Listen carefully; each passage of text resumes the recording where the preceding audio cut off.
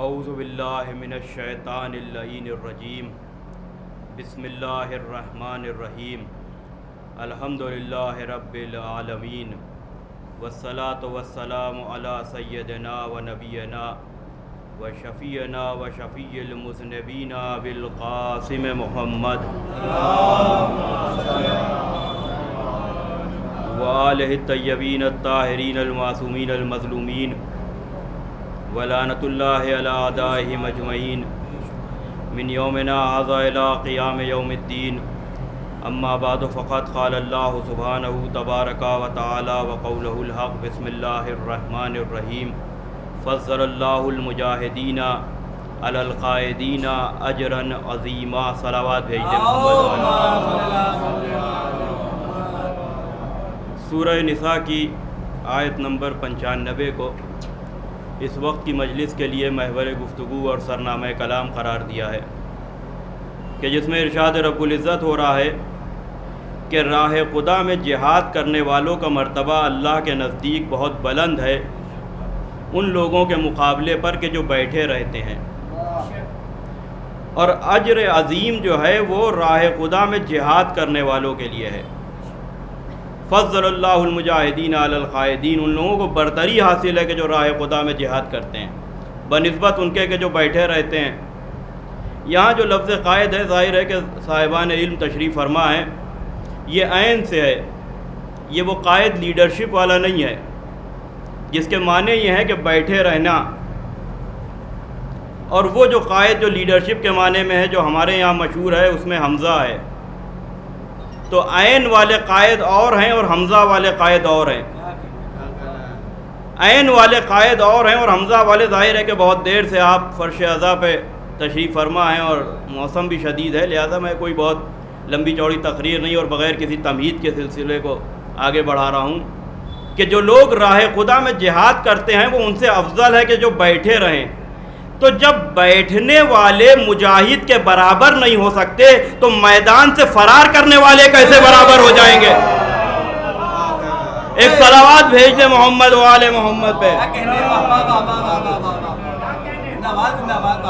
آگے تشریف لیں، ادھر آ جائیں. آپ لوگ کافی جگہ ہے، آپ لوگ بھی تھوڑا تھوڑا سا سمٹ کے آگے آ جائیں.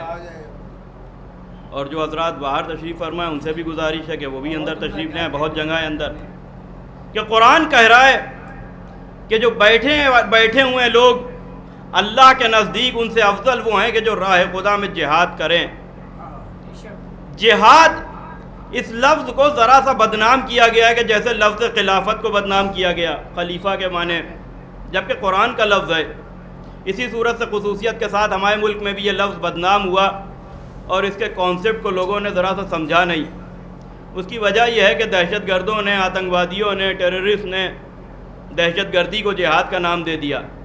جو لوگ راہ خدا میں جہاد کریں وہ افضل ہیں. اور اس آیت کو آج ذی الحجہ کی آخری رات ہے، کل سے محرم کا آغاز ہے، اس وجہ سے بھی میں نے سرنامہ کلام قرار دیا کہ ابھی چند دن پہلے آپ نے زیارت غدیر میں اس آیت کی بھی تلاوت کی ہوگی جو ہمارے 10ویں امام علی النقی علیہ السلام سے ماثور ہے. زیارت غدیر، اس میں ان آیات کا ذکر بھی امام نے کیا ہے کہ جو جناب امیر کی شان میں نازل ہوئیں، اسی میں سے یہ بھی ایک آیت ہے. اور عزیزان گرامی، جناب امیر کی برتری اور ان کی خلافت کے لیے بس یہی ایک آیت بھی کافی ہے کہ مجاہد سے کوئی افضل نہیں ہو سکتا، اور علی ابن ابی طالب سے بڑھ کے کسی نے جہاد نہیں کیا فی سبیل اللہ جیسا جہاد علی نے کیا. تاریخ کے صفحات خالی نظر آئیں گے اگر علی کے جہاد کو بیان نہ کیا گیا، اس لیے کہ جہاد کے نام پر مال غنیمت لوٹنے والے اور تھے اور اللہ کی راہ میں خالص جہاد کرنے والے علی ابن ابی طالب اور تھے. صرف اسی آیت کے ذیل میں کیا کوئی علی ابن ابی طالب کی برابری کر سکتا ہے؟ کیا کوئی امیر المومنین کے برابر ہو سکتا ہے؟ اسلام کی پہلی جنگ ہے جنگ بدر، کہ جس میں مسلمانوں کے ساتھ، پیغمبر کے ساتھ بڑی چھوٹی سی جمعیت، چند لوگ 313 افراد روایت کے اعتبار سے، اور سامنے سے کفار کا 1000 کا لشکر آیا، اور ادھر سے جناب امیر کی یہ پہلی جنگ ہے، سینہ مبارک 21 یا 22 برس کا ہے، اور ادھر سے شیبہ اور عتبہ اور خالد نکل کے آ رہے ہیں، اور ادھر سے جناب امیر جا رہے ہیں، جناب حمزہ جا رہے ہیں۔ 35 لوگ جو کفار قریش کے قتل ہوئے ہیں، ان میں سے اکثر کو یا علی نے قتل کیا تھا یا کسی اور کے مقابلے پہ وہ آئے، لیکن علی نے جا کے اس مجاہد کی مدد کر کے اس کافر کو قتل کیا۔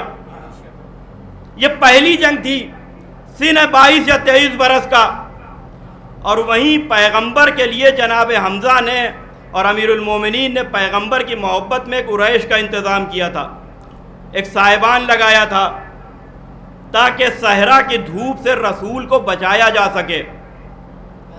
پیغمبر اس سائبان میں بیٹھے ہوئے تھے۔ اب دیکھیے کہ کون علی کے مقابلے پہ آ سکتا ہے، اور غدیر کے مقابلے پر جنہیں لے کے آیا گیا وہ پیغمبر کے قریب بیٹھے ہوئے تھے۔ پوری جنگ ہو گئی، جناب امیر نے بدر کو فتح کر لیا، کفار قریش فرار کر گئے، 35 لوگ قتل ہو گئے، لیکن یہ اپنی جگہ سے نہیں ہٹے۔ یہ وہی ہے کہ جنہیں علی کے مقابلے پہ لایا گیا۔ فضل اللہ المجاہدین علی القاعدین اجرا عظیما، کہ بیٹھنے والے جہاد کرنے والے کے برابر نہیں ہو سکتے، یہ ذہن میں رکھیے گا۔ بعد میں کچھ لوگوں نے کہا کہ چونکہ رسول ان سے بہت محبت کرتے تھے لہذا انہیں حکم جہاد دیا ہی نہیں، لیکن شہید ثالث نے مجالس المومنین میں کچھ الگ لکھا ہے کہ جب پیغمبر سے بدر کے بعد پوچھا گیا کہ سب کے لیے حکم جہاد تھا، انہیں میدان میں جانے کی اجازت کیوں نہیں دی؟ کہ یہ اسلام کی پہلی لڑائی ہے، اگر انہیں حکم جہاد دیتا تو ان کی فطرت میں فرار ہے، یہ جھاگ جاتے تو بھاگتے ضرور، اور جب بوڑھے موت کے خوف سے بھاگ رہے ہیں تو پھر جوانوں کو کیسے روکتا؟ اور اگر مسلمانوں کی اس دلیل کو بھی مان لیا جائے کہ پیغمبر ان سے محبت بہت کرتے تھے اس لیے انہیں بدر کے میدان میں نہیں بھیجا، تو میں مسلمانوں سے کہوں گا کہ خیبر بدر کے 6 سال کے بعد ہوئی ہے۔ اب یہ لمحہ فکریہ ہے کہ جن سے پیغمبر اتنی محبت کرتے ہوں کہ بدر کے میدان میں نہیں بھیجا، ان 6 سالوں میں انہوں نے ایسے کون سے کالے کارنامے کیے کہ خیبر میں پہلے ہی دن بھیج دیا؟ ایک صلوات بھیج دے محمد و آل محمد پہ۔ تو عزیزان گرامی، بھاگنے والے بیٹھنے والے یہ کبھی بھی برابر نہیں ہو سکتے کہ جو راہ خدا میں جہاد کرے۔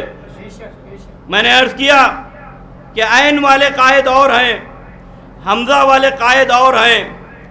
یہ دور تو امت مسلمہ کے لیے بہت سخت گزرا ہے، 56 ملکوں میں عین والے قائد بھی دیکھ لیے اور ایک حمزہ والا قائد بھی دیکھ لیا،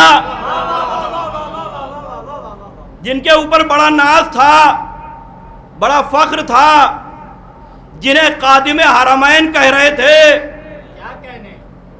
بڑا ناز تھا، بڑا فخر تھا نا۔ یہ جنگ مسلمان اس میں چاہیے یہ کہ اپنی آنکھوں کو کھولیں، تعصب کے چشمے کو اب اتار دیں، اس لیے کہ اب حق اور باطل بالکل واضح ہے، اب کسی کے پاس کوئی دلیل نہیں ہے، اس لیے کہ دیکھ لیا کہ جب اسلام کے اوپر وقت آیا تو کون بولا اور کون خاموش رہا۔ اور آج میں ان چینلز کے ذریعے سے محرم کا آغاز بھی ہو رہا ہے، تمام مقررین کو کہ جو منبر پہ آئیں گے ان کو صرف اور صرف وہ نیوز اینکر نہ بن جائیں، اس لیے کہ خبریں ہم سب کو معلوم ہے کہ کس دن ایران نے کتنی میزائل ماری،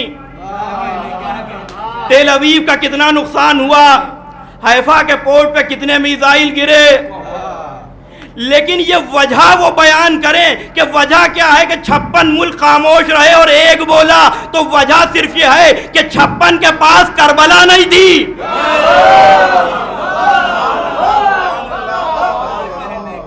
اور جب تک منبر سے کربلا بیان ہوتی رہے گی لہذا قیام امام حسین بیان کریں، تاکہ ہر دور میں باطل کا مقابلہ کرنے والے حق پرست رہیں۔ اس لیے کہ زمانہ گزرے گا، موت برحق ہے، ایک رجیم آتی ہے ایک جاتی ہے، کتنے انقلاب آئے کتنے انقلاب گئے، لیکن ایک انقلاب ایک کربلا ہے کہ جو ہر سال تازہ ہو کے آتا ہے، اور یہی انقلاب ہے کہ جو ہمیں اس بات کا شعور اور تمیز ہم میں ہے کہ حق پہ کون ہے اور باطل پہ کون ہے۔ اور پوری امت مسلمہ الحمدللہ بے غیرت حکمران اور چند ایسے تعصب والے لوگ کہ جو بہرحال ہر حال میں تعصب ان کا جو ہے وہ کہیں جائے گا نہیں، لیکن ہر ایک یہ کہہ رہا ہے، کسی کو ایران سے محبت ہو یا نہ ہو، کسی کو شیعت سے محبت ہو نہ ہو، لیکن کم سے کم اس پہ سب کا اتفاق ہے کہ یہ کام ایران نے بہت اچھا کیا کہ فلسطین کے مظلوموں کا بدلہ لے لیا۔ اس پہ پوری امت مسلمہ متفق ہے، بڑی اچھی بات ہے، کم سے کم یہ بات تو سمجھ میں آئی کہ جو مظلوم کا انتقام لے وہ محترم ہوتا ہے۔ تو جب مسلمانوں کا انتقام لینے والا اتنا محترم ہے تو اس مختار کی عظمت کو کون سمجھے گا کہ جس نے سید الشہداء کا انتقام لیا ہے۔ صلوات بھیج دے محمد و آل محمد۔ وہ انتقام جناب مختار کتنا عظیم ہوگا کہ جس نے حسین ابن علی کا انتقام لیا، جس نے سید الشہداء کا انتقام لیا، اور کچھ لوگوں کو مختار کا انتقام سمجھ میں نہیں آتا۔ پڑوس میں ابھی ایک ہیں، ابھی آئیں گے محرم آتے ہی ان کے کچھ فتوے، پوڈیم پہ کھڑے ہو کے کچھ تقریریں، اور جب اسلام پہ وقت تھا تو وہ بھی عین والے ہی قائد نکلے۔ سب کا معلوم ہو گیا کہ کس کی کیا حیثیت ہے، لہذا وہ مختار ثقفی کا جو انتقام خون حسین، جس کے لیے لوگ اسے ہلکا کرنے کے لیے کہ مختار کے پاس اذن نہیں تھا معصوم کا، مختار کے پاس معصوم کا اذن نہیں تھا۔ اس دور میں تو کم سے کم کوئی یہ بات نہ کہے، اس لیے کہ اگر مختار کے جواز کو تمہیں تلاش کرو گے تو پھر فلسطین کے تمہیں انتقام کا بھی جواز دینا پڑے گا۔ معصوم کا انتقام کے لیے تم جواز مانگ رہے ہو کہ اس کا جواز کیا تھا، ان کے پاس اذن تھا یا نہیں تھا؟ جناب مختار نے وہ عظیم کارنامہ کیا ہے، وہ عظیم کارنامہ کیا ہے کہ جس کے کارنامے کی خبر امام حسین نے اپنے 28ویں خطبے میں دی تھی۔ وہ آخری خطبہ جو مقتل میں تھا، نیزے پیوست تھے، تیر پیوست تھے، تلواروں سے زخمی تھے، پتھروں سے زخمی تھے، اور اس کے بعد ایک مرتبہ آسمان کی طرف دیکھتے ہیں، پروردگار تو ان ظالموں پر اس ثقفی دلاور اور اس جوان کو مسلط کر دے تاکہ وہ اس ایک ایک ضرب کا انتقام ان سے لیں جو انہوں نے یا مجھ پہ لگائی ہے یا میرے چاہنے والوں پہ لگائی ہے۔ اور اس کے بعد لوگ کہتے ہیں کہ صاحب ایک واقعہ اور اس کے بعد میں اپنے موضوع پہ آ جاؤں۔ جناب مختار کی بات شروع ہوئی ہے، یہ کہنا کہ کربلا میں صرف 30,000 کا لشکر آیا تھا، ایسی باتیں کی جاتی ہیں نا، اس لیے کہ غیروں کے ہاں، حالانکہ 30,000 کی بھی تعداد 72 کے مقابلے پہ کوئی کم نہیں ہے، لیکن وہ جو خاص دستہ تھا یزید کا ابن زیاد کے حکم سے جو کوفے میں آیا تھا وہ تھا 30,000 کا۔ لاکھوں کا لشکر کربلا میں آیا تھا، لاکھوں کا لشکر۔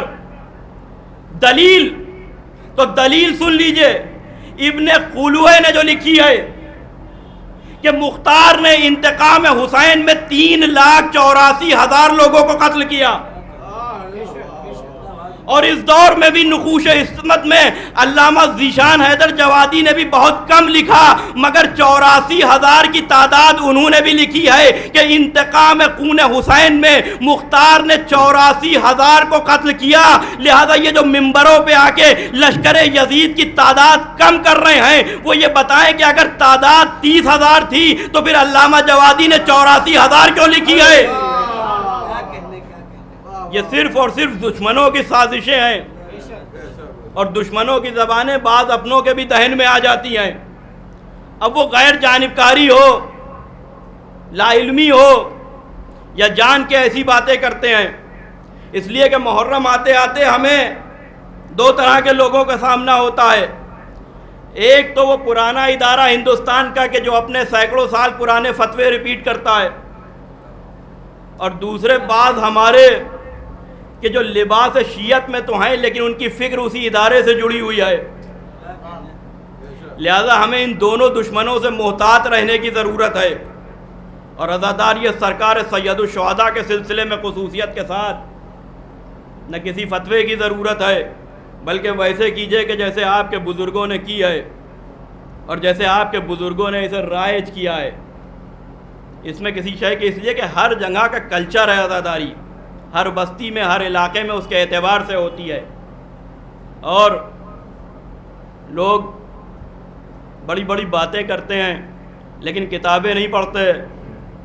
انہیں معلوم ہی نہیں ہے کہ آیت اللہ خمینی نے اس عزاداری کے سلسلے میں کہا کیا ہے. انہوں نے وصیت نامہ پڑھا ہی نہیں ہے. وہ تو صرف اور صرف ایسی باتیں کہ جو خوشامد میں، اور چونکہ میٹر کے فقدان کی وجہ سے، جس وقت ایران اور عراق میں شدید جنگ چل رہی تھی اور امریکہ پوری طریقے سے صدام کو سپورٹ کیے ہوئے تھا، یعنی اسلام کا پرانا دشمن ہے، صرف اور صرف اس کے جو کاندھے ہیں وہ بدلے ہیں. کبھی صدام اس کا کاندھا تھا، کبھی اسرائیل اس کا کاندھا بنا. تو اس وقت کسی نے پوچھا تھا ان سے، دو سوال کیے تھے، اور وہ چھپے ہوئے، ہمارے گھر ہی سے کتاب چھپی ہوئی ہے، موجود ہے، جس کا دل چاہے دیکھے اور ان کے وصیت نامے کو بھی پڑھے، آیت اللہ خمینی علیہ الرحمہ کے. کسی نے کہا کہ فلاں جگہ کے اوپر عزاداری کی فلاں ایران کے گاؤں میں ایسی رسم ہوتی ہے، یہ مناسب نہیں ہے. تو انہوں نے ارشاد فرمایا کہ عزاداری کے حوالے سے جس بستی میں، جس قریے میں، جس شہر میں، جس ملک میں جو ہو رہا ہے اسے ویسے ہی رہنے دو. اور دوسری بات ان سے یہ کہی گئی تھی کہ جنگ کا زمانہ ہے، ابھی تازہ انقلاب آیا ہے، بہتر نہیں ہوگا کہ ایام اضحیٰ میں جو ہم رقومات خرچ کرتے ہیں، جو پیسے خرچ کرتے ہیں عزاداری میں، یہ ان لوگوں کے اوپر خرچ کیا جائے کہ جو وہاں سرحد پہ ہیں اور وہ شہید ہو رہے ہیں، لہذا ان کی بیوہ اور ان کے یتیموں پہ خرچ کیا جائے. انہوں نے ارشاد فرمایا کہ اس کے لیے الگ سے معاملہ رکھو، لیکن جو عزاداری پہ خرچ ہو رہا ہے اسے ویسے ہی رہنے دو، اس لیے کہ یہ میرا انقلاب حسین کی عزاداری کے صدقے میں ہے. لہذا صرف اور صرف خوشامد کرنے والے جملے نہ کہے جائیں، ممبر سے رجت خانی 2 مہینے 8 دن کر کے نہ گزر جائیں، بلکہ اپنی آئندہ آنے والی نسلوں کو تیار کریں کہ حق کا کیسے دفاع کیا جاتا ہے. اور یہ صرف اور صرف اسی وقت ممکن ہے کہ جب کربلا کا ذکر ہو. اب میں حالات حاضرہ کے اعتبار سے آپ کو سمجھا دوں کہ کیسے صرف کربلا کے علاوہ اور کوئی واقعہ ایسا نہیں ہے کہ جسے بیان کر کے نسلوں کو تیار کیا جائے. اس سال حج پہ کتنا مجمع تھا؟ 40 لاکھ. ہر مسلک کے لوگ گئے ہوئے تھے، سب طواف کعبہ کر رہے تھے، سب احرام میں تھے. میں یہ سمجھ رہا تھا کہ اس سال مسلمان جب جمع ہوں گے تو سب کے سب ظالم کے خلاف آواز اٹھائیں گے، مگر سب طواف کعبہ کر کے آ گئے، سب شیطان کو پتھر مار کے آ گئے، سب مٹ سر منڈوا کے آ گئے. کوئی ایک آواز ایسی نہیں آئی. اس لیے کہ ظلم کے جتنے بھی مرکز اس وقت دنیا میں ہیں اس میں سے ایک سعودی عرب بھی ہے. جیسے اسرائیل نے فلسطین میں مظلوموں کو مارا ہے، بچوں کو قتل کیا ہے، گھروں کو مسمار کیا ہے، وہی کام تو سعودی عرب نے پچھلے 10 سال میں یمن کے ساتھ کیا ہے. میں یہ سمجھا تھا کہ کم سے کم سعودی عرب کے اس ظلم کے خلاف مسلمان احتجاج کریں گے، اس لیے کہ کووڈ کے بعد جو سب سے زیادہ تعداد اس سال جمع ہوئی ہے، سب خاموش رہے. پھر اچھا چلیے، خوف تھا نہیں سعودی عرب کے لیے کچھ کہہ سکے تو کم سے کم اسرائیلی کے لیے چند جملے وہاں کہتے احتجاجاً. خانہ کعبہ میں کوئی مقرر کھڑا ہوتا، کوئی کھڑا ہو کے تقریر کرتا اور اسرائیل کے ظلم کے خلاف احتجاج کرتا، لیکن وہاں بھی سب خاموش رہے. کیوں خاموش رہے؟ اس لیے کہ یہ اپنے اعتبار سے عبادت تو کر رہے تھے مگر مفہوم عبادت انہیں سمجھ میں نہیں آ رہا تھا. مفہوم عبادت انہیں سمجھ میں نہیں آ رہا تھا. اور اگر ایک گرفتار بھی ہوا اتنے بڑے مجمع میں تو وہ بھی ہمارا ہی تھا. ایران کا ایک عالم غلام رضا جن کا نام ہے، انہیں گرفتار کیا، سختیاں کی، لیکن چونکہ اس وقت جو حالات ہیں سیاسی اعتبار سے ایران کو جو برتری ہے تو مجبور ہو کے چھوڑا، ورنہ شوال کے مہینے سے کوئٹہ کے امام جمعہ جو ہیں وہ گرفتار ہیں شیعہ، کسی کو معلوم بھی نہیں ہے کہ قتل ہو گئے کہ بچ گئے، لیکن انہیں چھوڑ دیا، مگر اس شرط کے ساتھ کہ ہم تمہیں حج نہیں کرنے دیں گے۔ ایک بات سمجھ میں آئی کہ 60 ہجری میں جو 300 لوگ احرام میں خنجر لیے ہوئے پھر رہے تھے، آج بھی ان کی اولادیں موجود ہیں۔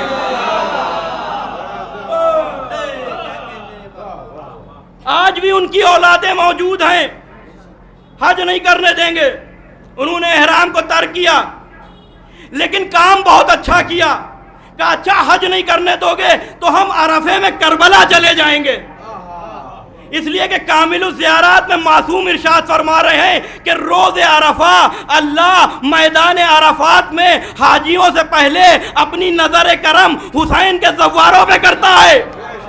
اور اب اس کے بعد جملہ آپ کے حوالے ہے، چاہے جیسے سن لیجئے کہ تم ہمیں حج نہیں کرنے دو گے، تم ہمیں مکے نہیں رہنے دو گے تو ہم کربلا چلے جائیں گے، اس لیے کہ ہم حسین کے غلام ہیں، اور حسین نے ہمیں یہ سمجھایا ہے کہ جب ظلم اپنی حدوں سے بڑھ جائے تو اب مجھے شکست مکے میں نہیں بلکہ کربلا میں دی جائے گی۔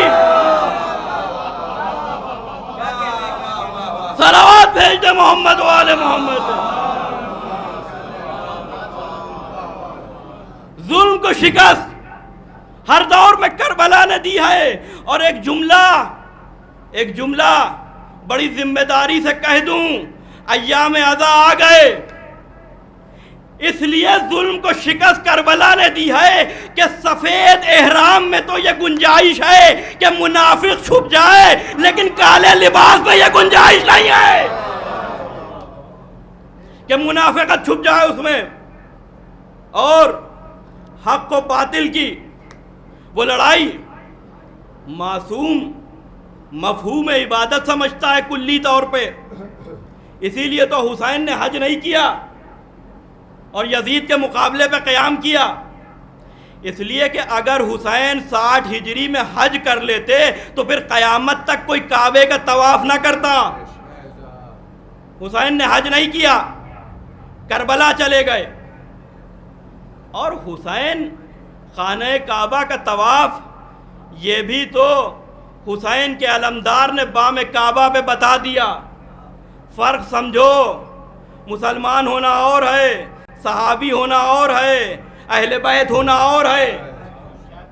جہاں 40 لاکھ مسلمان خاموش رہے ظلم پہ، وہاں علی کا بیٹا بام کعبہ پہ گیا اور کہتا ہے کہ اے گناہگاروں، اے بد کرداروں، تم آقا حسین کا راستہ روک رہے ہو، تم کیا سمجھتے ہو؟ اگر اللہ کی واضح حکمتیں سامنے نہ ہوتی تو ابھی تم دیکھتے کہ میرے آقا کو اس کی ضرورت نہیں ہے کہ وہ کعبے تک جائیں، بلکہ کعبہ خود اڑ کے آتا اور میرے آقا کا طواف کرتا۔ لہذا یہ جو حسین کربلا کی سمت نکلے ہیں تو کعبہ پیچھے پیچھے ہے۔ اور کیا یہ کوئی تصور کر سکتا ہے کہ 60 ہجری میں جنہوں نے حسین کا ساتھ چھوڑ دیا ان کا حج قبول ہے؟ میں نے کہا کہ کیوں 56 ملک خاموش رہے اور کیوں ایک ملک بولا، اس کی وجہ بیان ہونا چاہیے۔ یہ بہترین موقع ہے کہ ممبروں سے 1400 سالوں کی مسلمانوں کی خیانت بیان کی جائے کہ یہ کوئی پہلا معاملہ نہیں ہے۔ تعجب نہ کرو اگر یہ مسلمانوں پہ ہوتے ہوئے ظلم پہ خاموش ہیں، یہ انہی کو تو اپنا پیشوا مان رہے ہیں کہ جو آل محمد پہ ہو رہے مظالم پہ بھی خاموش تھے، اور بلکہ ان میں سے بعض تو بانی تھے ظلم کے، جن کے لیے زیارت عاشورہ میں آپ پڑھتے ہیں من اسسا، جس نے ظلم کی بنیاد رکھی۔ لہذا کیا یہ تصور کیا جا سکتا ہے کہ ان کا حج قبول ہے؟ اور اب مجھے یہ بتائیے، میں اس بھروسے پہ پڑھ رہا ہوں کہ تاریخ آپ کے ذہن میں ہے، اور میں تاریخ ہی پڑھتا بھی ہوں، اور خدا کا شکر ہے کہ میں نے اس جدید دور میں بھی منبر کے احترام کو برقرار رکھا ہے۔ اور اسی پرانی طرز ذاکری کو تمام آداب منبر کے ساتھ اسی کے ساتھ میں چاہتا ہوں کہ آگے بڑھوں، اس لیے کہ مقصد صرف اور صرف ذکر حسین ہے۔ مقصد یہ ہے کہ حسین کی ماں راضی ہو جائیں۔ لہذا عزیزان گرامی، جہاں کیا یزید نے صرف امام حسین سے بیعت مانگی تھی؟ میں عام مسلمانوں کی بات نہیں کر رہا ہوں، وہ بے غیرت کر چکے تھے۔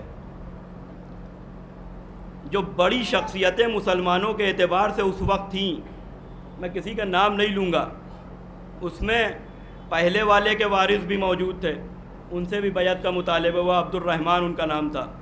دوسرے والے کے وارث بھی تھے، ان کا نام تھا عبداللہ، ان سے بھی بیعت کا مطالبہ ہوا، اور امام حسین سے بھی بیعت کا مطالبہ ہوا۔ لیکن کیا وجہ ہوئی کہ ان لوگوں نے قیام نہیں کیا اور حسین نے قیام کیا؟ بس یہیں سے آپ کو یہ اس بات کا نتیجہ بھی مل جائے گا کہ کیوں ایک ملک بولا اور کیوں 56 ملک خاموش رہے۔ دیکھیے، بات تو یہ ہے کہ اگر میرے گھر پہ کوئی بات آئے تو سب سے پہلے گھر کی حفاظت کی فکر مجھی کو ہوگی نا۔ وہ خاموش اس لیے رہے کہ انہوں نے اسلام قبول ہی اسی لیے کیا تھا کہ عمارت مل جائے، وزارت مل جائے، حکومت مل جائے۔ لہذا جب ان کے ہاتھ میں وہ عمارت و وزارت نہیں آئی تو چلو بیعت کے ذریعے سے جو مل جائے وہی لے لے۔ اور حسین اس لیے بولے کہ شریعت حسین کے گھر ہے، قرآن حسین کے گھر میں نازل ہوا ہے، محمد حسین کے نانا ہے۔ لہذا یہ حسین کے لیے فرض تھا کہ حسین دین محمد کو بچائیں، شریعت کو بچائیں، قرآن کی حفاظت کریں، چاہے اس کی وجہ سے خود قتل ہی کیوں نہ ہو جائیں، اصحاب قتل ہی کیوں نہ ہو جائیں، انصار قتل ہی کیوں نہ ہو جائیں، گود کے پالوں کو جو ہے وہ قربان کر دیا، لیکن مقصد یہ ہے کہ دین بچ جائے، دین بچ جائے۔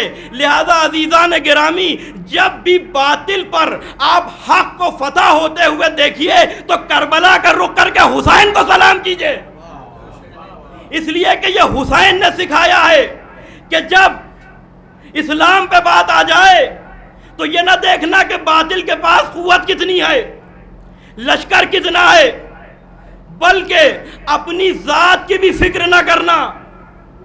یہ ہے اسلام کی حیثیت، یہ ہے قرآن کی حیثیت کہ جس کے لیے حسین ابن علی نے اپنی قربانی دی ہے، اپنے بچوں کو قربان کیا ہے۔ لہذا عزیزان گرامی، معصوم جب بھی عبادت کرے گا تو وہ کلی طور پر مفہوم عبادت سے واقف ہوگا۔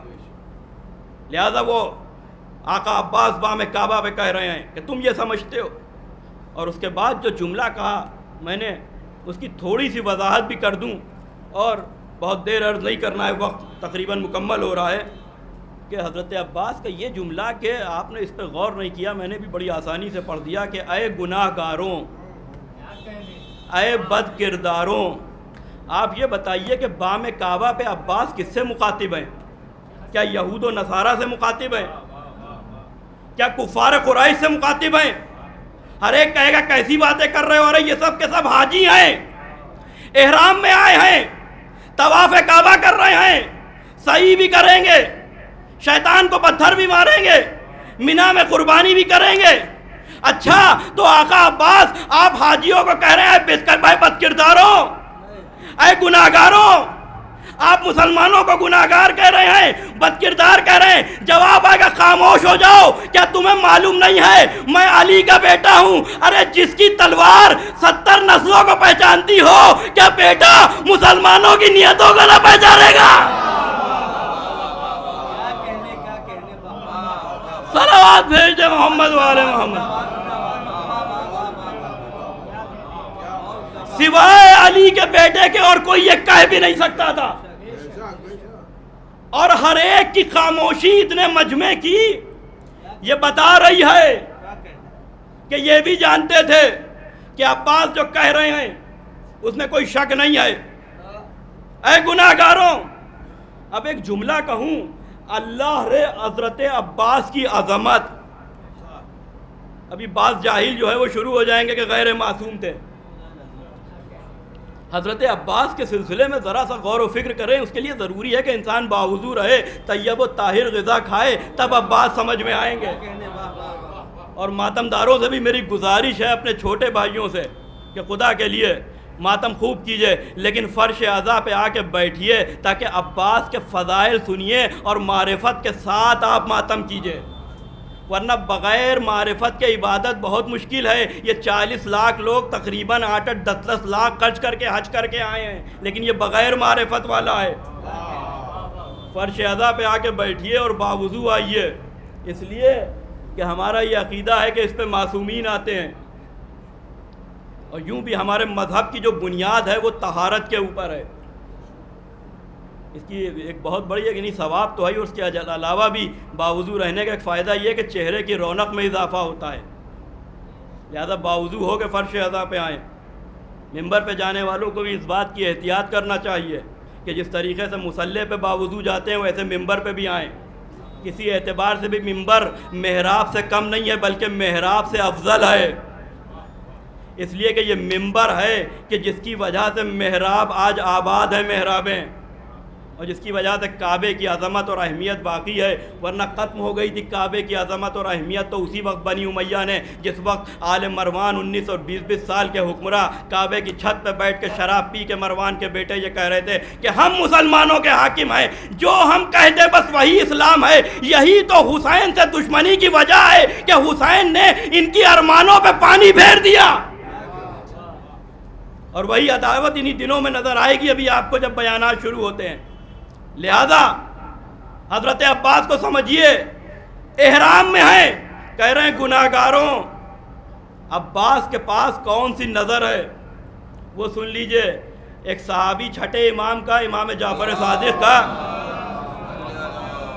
حج کے بعد آیا، کہنے لگا کہ مولا اس سال حج میں مجمع بہت تھا، 2 انگلیوں کو بلند کیا، ذرا اس کے درمیان دیکھ لو کہ آقا صرف چند لوگ ہیں کہ جو احرام میں نظر آ رہے ہیں، اس کے علاوہ کچھ نجس جانور نظر آ رہے ہیں، طرح طرح کے جانور۔ ایک بات کہوں کہ علی کے بیٹے عباس کے پاس بھی وہی آنکھیں تھیں کہ جن آنکھوں سے امام صادق کہہ رہے ہیں کہ ان کے درمیان دیکھو، تم سمجھ رہے ہو کہ یہ حج کرنے آئے ہیں، غور سے دیکھو۔ اس لیے کہ کوئی بھی عبادت بغیر ولایت علی کے قبول ہی نہیں ہے، یہ نہ کسی ذاکر کا مبالغہ ہے نہ کسی خطیب کے جملے ہیں۔ پیغمبر نے ارشاد فرمایا یا علی، اگر کسی کی راتیں نمازوں میں گزر جائیں، دن روزے میں گزر جائے، کوہ ابو قبیس کے برابر جو ہے وہ زکوٰۃ دے دے وہ، اور رکن و مقام کے درمیان اگر سجدے کی کیفیت میں بھی قتل کر دیا جائے، مگر اگر تمہاری ولایت کا منکر ہے تو یہ عبادتیں اس کے منہ پہ مار دی جائیں گی۔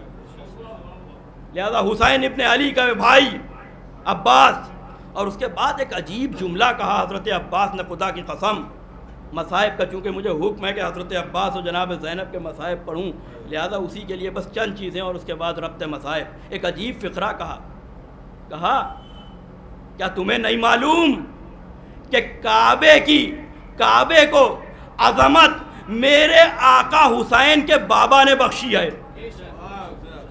آپ نے سن لیا بڑے اطمینان سے، ذرا اس جملے کی گہرائی میں جائیے۔ کیا آقا عباس اگر یہ کہہ دیتے کہ میرے بابا نے عظمت بخشی ہے تو بات غلط ہوتی؟ نہیں، اللہ رے عباس کی احتیاط کہ چونکہ اپنے کو آقا حسین کا غلام کہا ہے، لہذا یہ نہیں کہا کہ میرے بابا نے، بلکہ کہنا ہے کہ ان کے آقا حسین کے بابا نے کعبے کو شرف بخشا ہے۔ اور تم یہ سمجھتے ہو کہ تم آقا حسین کو قتل کر دو گے؟ ہاں تمہارے بڑوں کی بھی یہی خواہش تھی، لیکن میرے بابا علی کے ہوتے ہوئے وہ آقا حسین تک پہنچ نہیں سکے، بس ویسے ہی جب تک میں ہوں تم آقا حسین تک پہنچ نہیں سکتے ہو۔ عباس حسین کی امان میں تھے، یہ جملہ بڑی ذمہ داری سے کہہ رہا ہوں۔ ایران کے ایک بہت بڑے عظیم شاعر گزرے ہیں، شعر کہہ رہے تھے حضرت عباس کے سلسلے میں، کہتے کہتے ذہن میں خیال آیا کہ روز عاشور امام حسین بھی آقا عباس کی امان میں تھے، پھر رک گئے، نہیں آقا حسین تو امام ہیں، امام کے لیے یہ جملہ شاید مناسب نہ ہو۔ خوابگاہ میں گئے، خواب میں آقا حسین تشریف لائے، کہ شاعر ہمیں تمہارا مصرع بہت پسند آیا، یقیناً ہم اہل بیت روز عاشور عباس کی امان میں تھے۔ عباس کی امان میں تھے.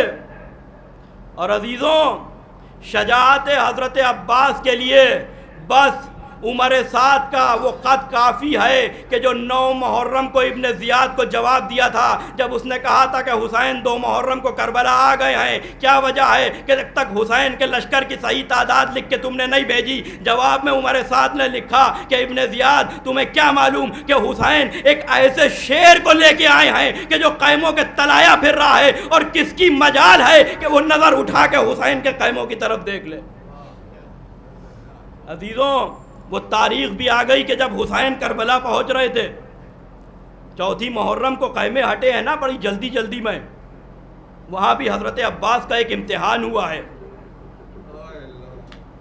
آ کے جناب زینب سے کہا آقا حسین نے کہ زینب ڈوبے ہوئے سورج کو پلٹانا بابا کا کام تھا, عباس کو واپس تم بلا لو. یہاں پر میں اپنے والد کے جملے بھی دہراؤں گا. میں نے کہا کہ معرفت بہت ضروری ہے, اسی لیے اہل بیت کے سلسلے میں میرے والد اس موقع پہ فرماتے ہیں, مولانا زاہد احمد نجفی صاحب قبلہ, وہ کہتے ہیں کہ آقا حسین اگر خود بھی حکم دے دیتے تو عباس وفا کی اس معراج پہ تھے کہ تلوار کو نیام میں رکھ لیتے, لیکن حسین نے زینب سے اس لیے کہلوایا, ورنہ بعد میں ہو سکتا ہو کہ مورخ لکھ دیتا چونکہ حسین امام تھے اور عباس امام کی اطاعت کر رہے تھے. نہیں, حسین نے بتایا کہ عباس صرف امام کی نہیں بلکہ پوری اولاد زہرا کا احترام کرتے تھے. اور وہ شہزادی زینب کا بلانا اور وہ عباس کا 2 زانو ہو کے بیٹھنا. عباس خیمے ہٹا رہے ہیں, ہٹا لینے دو, تمہارے ہوتے ہوئے کیا فکر ہے کہ خیمے دریا کے کنارے رہیں یا دریا سے دور. سمجھ گئے, اتنا مزاج امامت سے اور شہزادی کے مزاج سے واقف تھے, سمجھ گئے.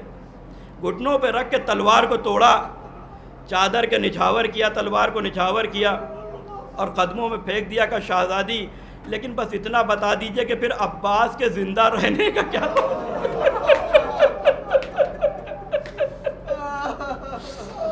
اللہ اکبر. اور اس کے بعد ایک منزل وہ بھی ہے کہ جب عباس ودا ہو رہے تھے, بس مجلس تمام ہو رہی ہے, قیامت کا موقع تھا, ایک بے کسی تھی خیموں میں, ایک ویرانی تھی, ایک سناٹا تھا. زینب خیمے کے در پہ کھڑی ہوئی دیکھ رہی تھی, عباس حسین سے ودا ہو رہے تھے, سکینہ مشک میں علم میں مشکیزہ باندھ رہی تھی, اور حسین انگشت مبارک سے علم کے پھریرے پہ کچھ لکھ رہے تھے. زینب اس منظر کو دیکھ رہی تھی. عباس رخصت ہو گئے کہ فضا جلدی جا کے میرے ماجائے کو بلا لاؤ. آقا حسین در خیمہ پہ آئے. زینب تم نے بلایا کہ بھیا عجیب منظر دیکھا, جب عباس کو ودا کر رہے تھے, رخصت کر رہے تھے, تو میں نے دیکھا کہ آپ نے اپنی انگشت مبارک سے علم کے پھریرے پہ کچھ لکھا. ہاں زینب میں نے کچھ لکھا. بھیا بتا دیجئے. زینب برداشت نہ کر سکو گی. بھیا آپ کو اپنا کے حق کا واسطہ بتا دیجئے کہ زینب سنو, اب میرا شعر واپس نہیں آئے گا. میں نے علم کے پھریرے پہ لکھ دیا انا للہ وَإِنَّا إِلَيْهِ رَاجِعُونَ. عباس چلے گئے. کچھ دیر کے بعد یہ خبر آئی کہ عباس شہید ہو گئے. میری بہنیں بھی مجلس کو سن رہی ہیں, غور سے سنیں کہ پردے کی کیا اہمیت ہے آل محمد کے نزدیک. جب بھی میدان سے کسی شہید کے خبر آئی کہ وہ شہید ہو گیا تو زینب نے کیا کہا, اکبر شہید ہو گئے, واہ اکبرہ.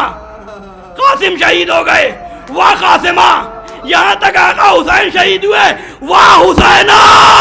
لیکن جب عباس کی خبر شہادت آئی, دونوں ہاتھوں سے چادر کو پکڑا, فرش خاک پہ بیٹھی, واہ حجابہ, ارے میرا پردہ. یہ ہے زینب کے نزدیک پردے کی عظمت. سیدانیوں, اے زینب سے محبت کا دم بھرنے والیوں, خدا کے لیے اپنے پردے کو ترک نہ کر دینا. کچھ کم ظلم نہیں کیے ہیں ظالموں نے زینب پہ، جو اب مزید چاہنے والے بھی ظلم کرے. بس آخری روایت، مجلس تمام ہو گئی. حسین خون میں ڈوبا ہوا علم لے کے آئے. زینب نے خون میں ڈوبے ہوئے علم کو دیکھا، چھدے ہوئے مشکیزے کو دیکھا، آقا حسین کے عبا کے دامن میں خون میں لت پت 2 ہاتھوں کو دیکھا. کہ بھیا میں سمجھ گئی کہ میرا شیر دریا پہ سو گیا. بس یہ بتائیے کہ جب آپ سرہانے پہنچے تھے تو کیا عباس زندہ بھی تھے؟ ہاں زینب، شیر زندہ تھا، رمق جان باقی تھی. کہ بھیا کچھ گفتگو بھی ہوئی؟ کہ زینب تمہیں معلوم ہے کہ جاتے جاتے بھی عباس میری ایک تمنا پورا کر گیا. بھیا آپ کون سی تمنا عباس نے پوری کی؟ کہ زینب رمق جان باقی تھی، میں نے ایک آنکھ سے تیر کھینچا، ایک آنکھ سے کعبہ کے دامن سے خون صاف کیا. عباس نے مجھے دیکھا، السلام علیکہ یا ابا عبداللہ. میں نے کہا عباس تم پر بھی سلام، تم نے حق نصرت ادا کر دیا، لیکن ایک بھائی ایک تمنا ہے. گھبرا گئے عباس، آقا جلدی بیان کیجئے، روح جن سے نکلنے والی ہے. کہ عباس جب سے دنیا میں آئے ہو آقا کہا ہے ایک مرتبہ بھائی کہہ دو. بس اتنا کہنا تھا کہ زینب کہتی بھیا کیا عباس نے بھائی کہہ دیا؟ ہاں زینب ایک مرتبہ بھائی کہہ دیا. ارے یہ سننا تھا کہ فرات کا رکیا اے میرے عباس، ارے ایک مرتبہ آ جاؤ. زینب کی بھی تمنا دل میں رہ گئی، ایک مرتبہ بہن کہہ کے پکار لو اے میرے بھائی. زینب کا بڑا ارمان تھا.